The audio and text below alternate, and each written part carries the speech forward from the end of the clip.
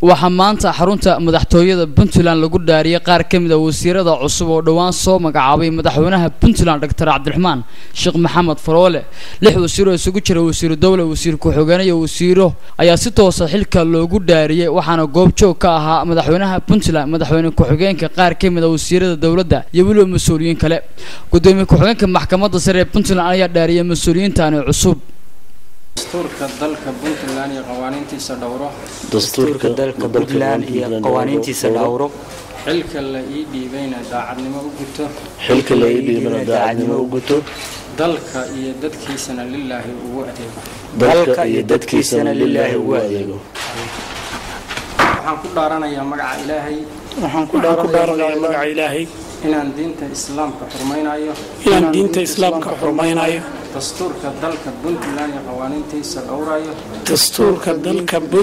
qawaaniintiisa dhowrayo madaxweynaha dawladda Puntland ee Soomaaliya Dr. Cabdiraxmaan Sheekh Maxamed Faroole oo madasha dhaarinta ka hadlay ayaa kalmado dardaaran u jeediyay wasiirada xilka maanta loo dhaariyay iyo xubno cusub oo soo galay.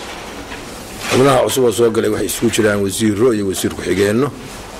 qaarkood ma wada joogaan hadda, qaar baa dibadda jira oo safar ku soo jiro soo socda. si ay maanta shirkeenoo kala qayb galaan waxaan la dhaarinayaa oo maxkamadda sare halka fadhida gudoomiye ku-xigeenkeedii xubnaha jooga oo ku sugan meesha. magacyadoodana waad maqli doontaan, waa la isbaran doonaa haddii alla idmo si shirka maanta si rasmi oo kala qayb galaan. waxyaalaha cusboonaysiintaas golaha wasaaradda waxna laga bedelay, waxna la soo gashay, mid cid loogu daraanayo maaha, mid cid gaar ah loogu exanayana maaha. waxa weeye sidii dhaqanku ahaan jiray markii muddo la joogo iyadoo la isku qiimeynayo shaqada iyo hawsha meesha ka socota iyo waayaha cusub oo dalka uu soo food saaray, ama ha ahaato xagga dhexe oo dawladda dhexe wax iska bedeleen, ama xaggeena oo howlo badni ay ka jiraan, in mar kasta la bedbedelo wixii markaa lagama maarmaan aha. xilalka dawladda waa loo siman yahay oo hadba nin baa imaanayna waa ka baxaya. kuwa intay baxaan hadda dib u soo noqdaa way iska jiri karaan ama waa jiri jireenba. marka waxaa laga maarmaan ah in isla jaanqaadi kadha ay isla shaqeeyaan. waayadatana waxaan u janjeeray dhinaca dhallinyarada.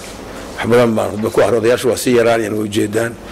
dhowr ilig baa kasii taagtaagan oo aniga iyo cabdisamed iyo aan ka mid nahay hajaaya iyo dhowr kale. qaar badan baan ogolayn intaa uu garka cadcadyahay meelaha ka soo jeedjeeda. xaggeenaan soo eegayaa kuwiina. marka jiil cusub baa meesha soo gelayo. waa isbedel baa socda. waa isbedelku maaha haddii xafiis laga bedelayo, waxaa weeye jiilkuna waa isbedelaya. gabdhuhuna waa soo badanayaan saa ujeeda.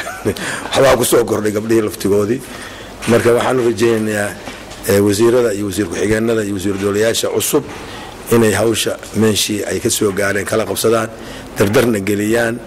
wixii annaga naga odayaashiyada waqtiga aan u weynay ama aanu awoodaha iyagu hoos u dhaceen inay iyagu booskaa buuxiyaan, si degdegana ula qabsadaan wixii waddanka hore uga socday oo ka jiray, iyagoo la imaanaya waayo cusub iyo karti cusub iyo mustaqbal ay higsanayaan inay beri siyaasiyiinta waaweyn ay noqdaan oo dalka ama ha ahaato Puntland ama Soomaaliya guud ahaan ha ahaatee.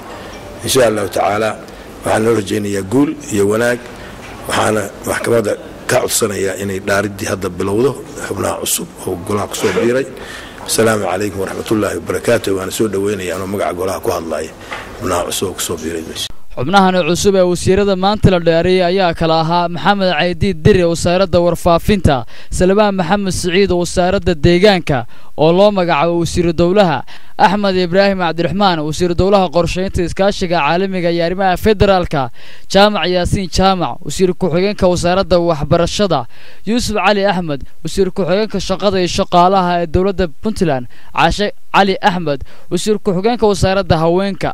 waxaana lagu wadaa wasiiradan cusub ee maanta la dhaariyay inay howl galaan isla markaana xilkooda si toos loo wareegaan.